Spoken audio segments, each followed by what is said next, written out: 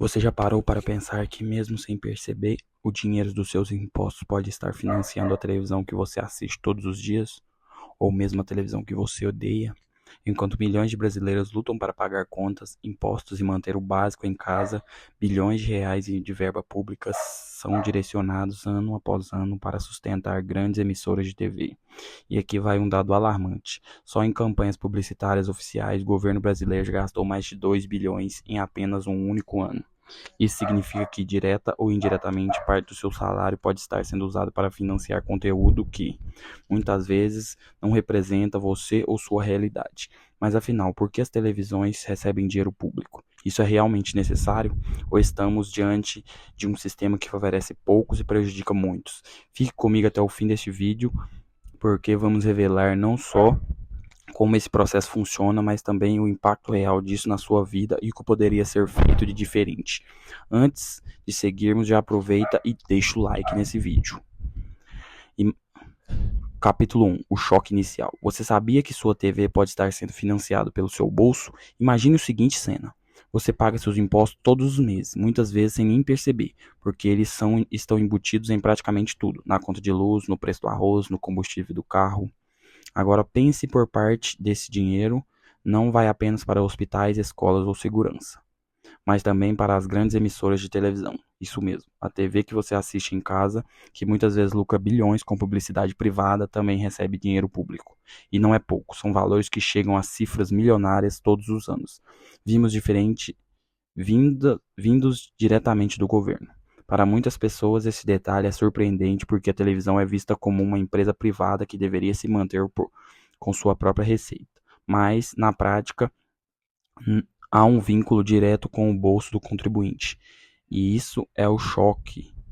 Você, sem escolher, está ajudando a financiar uma estrutura de mídia que nem sempre reflete os interesses da população. Capítulo 2. De onde vem esse dinheiro público? Quando falamos que as televisões recebem dinheiro público, não significa que o governo simplesmente faz uma doação. O processo acontece de forma mais sutil, mas muito poderosa. Grande parte desses recursos chega por meio de campanhas publicitárias oficiais. Sempre que um ministério precisa divulgar uma política pública, como vacinação, segurança no trânsito e campanhas educativas, o governo compra espaço nos canais de TV, e como a televisão ainda tem enorme alcance no Brasil, ela recebe a maior fatia dessas verbas. Outro caminho é através de patrocínios culturais e incentivos fiscais. Emissoras podem captar recursos via leis de incentivo à cultura, usando o dinheiro de renúncia fiscal, que, no fim das contas, também sai dos cofres públicos. Além disso, existem contratos para transmissões de eventos oficiais, parcerias de comunicação e até acordos regionais, onde emissoras locais recebem verbas específicas. O ponto em comum é que tudo vem de um lugar, o bolso do contribuinte. Agora, claro, surge a justificativa oficial. Será que existe mesmo uma necessidade de financiar a televisão com dinheiro público? Ou isso é apenas um argumento para manter um sistema de interesses? Capítulo 3. O argumento oficial. Por que dizem que é necessário? Se você perguntar ao governo ou às próprias emissoras por que tanto dinheiro público vai parar na televisão, a resposta quase sempre será a mesma. É para o bem da população. O argumento é que na TV aberta ainda é o meio de comunicação mais acessível do Brasil. Milhões de famílias não têm internet de qualidade, mas têm uma televisão ligada em casa. Logo, se o governo precisar falar de campanhas de vacinação, prevenção de doenças, combate à dengue ou segurança no trânsito, o jeito mais rápido de alcançar as massas é comprando espaço na televisão. Outro ponto levantado é o da utilidade pública. Segundo esse discurso, repassar verbas seria uma forma de garantir que informações importantes chegam até comunidades distantes, principalmente em regiões onde a TV é praticamente a única fonte de informação. Além disso, existe um argumento da cultura e educação. Algumas verbas são justificadas como investimento em produções culturais, educativas ou jornalísticas que, teoricamente, teriam pouco apelo comercial, mas seriam importantes para a sociedade. No papel, tudo parece fazer sentido, mas será que, na prática, esse dinheiro está realmente sendo usado para informar e educar a população? Ou existe um jogo de interesses muito maior por trás desses repasses? É isso que vamos analisar agora. Capítulo 4. Os bastidores, interesses políticos e econômicos por trás da TV.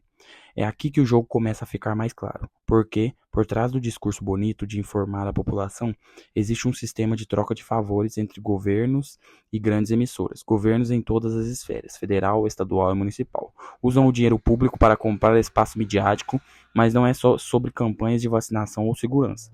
Muitas vezes essas verbas garantem boa vontade editorial. Em outras palavras, quando uma emissora depende de milhões de informações em anúncios oficiais, fica muito mais difícil criticar abertamente quem assina o cheque.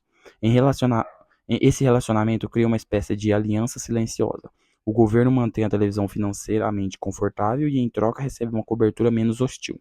Isso não significa necessariamente manipulação direta, mas influencia o tom das notícias, a prioridade de pautas e até o que não é mostrado. Além disso, ao peso dos grupos econômicos que controlam as emissoras. Eles usam essa conexão para fortalecer interesses, mantendo uma posição de poder que vai muito além de programação que chega à sua sala de estar. O resultado, uma TV que, muitas vezes, deixa de ser totalmente independente e passa a funcionar dentro de um jogo político e econômico, onde quem paga a conta, direta ou indiretamente, é o cidadão comum. Mas, afinal, o que isso representa na prática para você e para milhões de brasileiros? Capítulo 5: o impacto direto na população. Agora chegamos ao ponto central: como isso afeta a sua vida de verdade. Primeiro, existe o impacto financeiro. Todo dinheiro público investido em publicidade oficial, patrocínios ou renúncias fiscais sai do mesmo lugar, os impostos que você paga. Ou seja, cada vez que a emissora recebe milhões do governo, significa menos recursos para as áreas críticas como saúde, educação ou segurança. Mas o efeito não é apenas no bolso, existe também um impacto na qualidade da informação. Quando a televisão depende de verbas públicas, ela pode suavizar críticas ao governo de plantão, evitando polêmicas que poderiam comprometer essa fonte de receita. E isso influencia diretamente na forma como você percebe a realidade. Além disso, cria-se uma sensação de desconfiança. Afinal, como acreditar totalmente em um jornalismo que, ao mesmo tempo que informa, é financiado por quem deveria fiscalizar? Esse ciclo alimenta o ceticismo da população, que começa a questionar se as notícias são imparciais ou se estão servindo a interesses específicos. E não para por aí. Há também o efeito cultural. Quando verbas públicas financiam certos conteúdos e não outros, elas moldam o que chega até você como entretenimento ou educação. Isso significa que a TV não é apenas informa, mas também ajuda a definir valores e comportamentos sociais, muitas vezes de acordo com interesses que não são os seus. Então surge a grande questão: será que esse é o único caminho possível? Capítulo 6: o que poderia ser feito diferente? Se por um lado o governo argumenta que precisa da televisão para chegar até a população, por outro lado existem modelos alternativos que poderiam trazer muito mais transparência e independência. Uma das soluções é estabelecer limites claros para os gastos com publicidade oficial, garantindo que o dinheiro investido vá apenas para campanhas de real interesse público, como saúde e educação, e não para a autopromoção de governos. Outra alternativa é o modelo de fundos independentes. Em alguns países existe um fundo público de comunicação administrado por órgãos técnicos e sem ligação direta com políticos.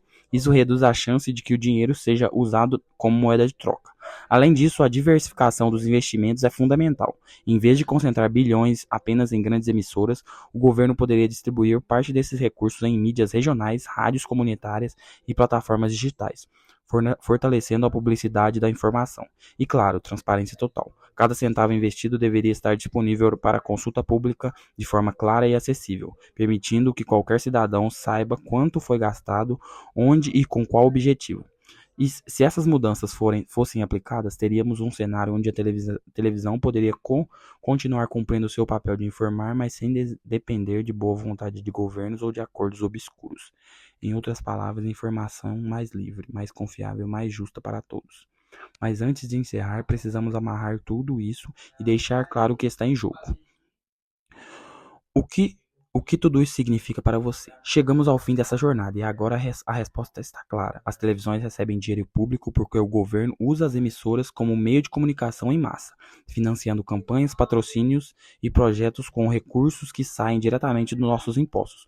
O problema é que, por trás da justificativa da utilidade pública, existe um jogo de interesses políticos e econômicos que afeta a independência da informação e, no fim das contas, recai sobre você, tanto no seu bolso quanto na forma como a realidade é apresentada. O que isso nos ensina?